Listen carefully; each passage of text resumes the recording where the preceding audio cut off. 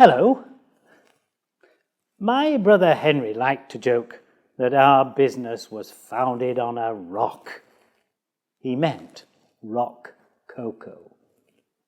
Small cakes of processed beans that customers crumble and mix with hot water to make that very comforting beverage.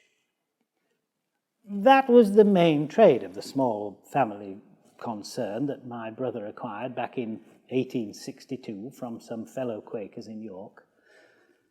It seemed a poor investment at the time and seemed destined to fail until I joined as a partner. My modest business skills complemented his practical ideas and talents. Even so, the company continued to struggle throughout the 1870s despite our best efforts. And the odd bit of spying against our competitors. Not very Quaker-like, perhaps. And just when it seemed that French fruit pastilles might prove to be our salvation, alas, poor Henry died in 1883. He was only 45 years old.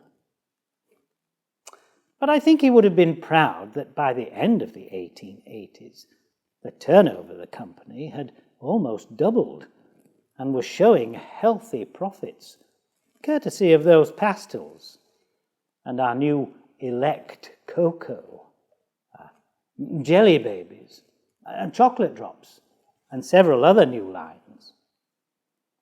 At the beginning of the 1890s, we started to move production to a modern factory on the Haxby Road, and like fellow Quaker employers, we introduced pension schemes and other welfare benefits to the workforce. Eventually, many of our employees would move from the slums of the city to the green acres of New Earswick, to the village that the company built for them after the example of Cadbury's in Bourneville.